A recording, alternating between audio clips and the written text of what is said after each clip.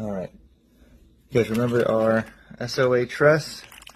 A lot of you probably will, some of you might not. So this is our truss and servo on axle mount. These mount on element axles. This is from the V2 version of the element axle, but it works on both. In our package you get a couple of rod ends, which you're going to use because your link is going to need to be a little bit shorter. But the way that we've done it, you can just change the rod ends on your link. You don't have to change the entire length. And we also have some spacers and some longer screws for the upper holes, which you're going to remove from your axle housing. And we also have the servo ears here, which mount through these holes, like this. And then the servo mounts to that. I'll get this all together and show you guys how it goes. The way that I like to set up the spacers on here can be a little bit tricky. And obviously this is easier off the car. It can be done on the car. Done that many a time. So you put your screws through the holes closest to the anvils. You can use the center holes if you'd like, aesthetically, but you could run into the screw hitting the rod end. And then you take the supplied spacers and drop your spacers onto the truss. I'm holding the screw heads with my finger.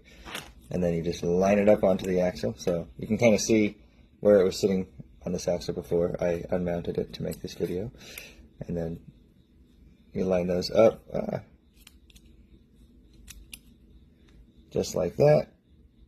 And then you're going to hold the nuts somehow. I like to use one of these little slim IERC wrenches. Alright, so I've got the nuts started on here, and it comes with nylock nuts, that hardware, and the spacers. Sorry, I said hardware. I meant it comes with the nylocks. It comes with some M3 screws and some aluminum spacers for the top here. So you get those all tightened up, and then on the upper holes we supply you with two longer M2.5 screws. These are 4 millimeters longer. I think the stocks are 12 millimeters long, and these are 16. So you get that started in there, and then you're going to run these screws down. And you could have mounted the servo ears first, but there is plenty of room. You can see the holes there, so you can get easy to access. So I'm going to run down the outside ones here. And then we'll get, obviously you don't want to run those down super hard because it's going into plastic, like a hand tight finish, so you don't stick anything. Alright, so next we're going to get the servo ears on there. And we are a reef dealer, and we do sell the aluminum servo ears as well. These do not come with our kit.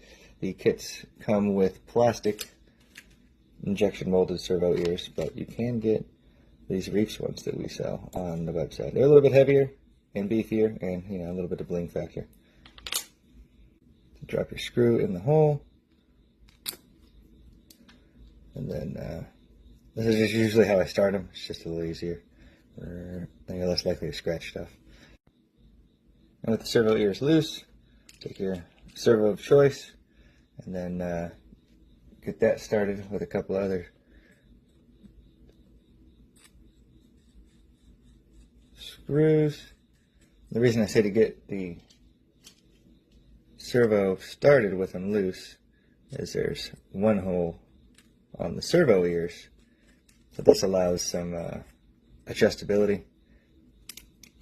And then after you have those snugged on there, not super tight, then you're going to run down the bottom screws. And on the plastic ones, you don't need to do any prep to the screws. On these aluminum ones, I like to use a little anti-seize just to reduce the chances of galling and having the screws get stuck in there, especially where I am.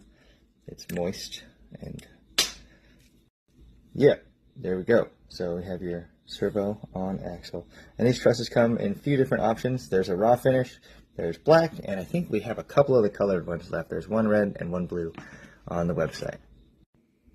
So that was the straight axle setup.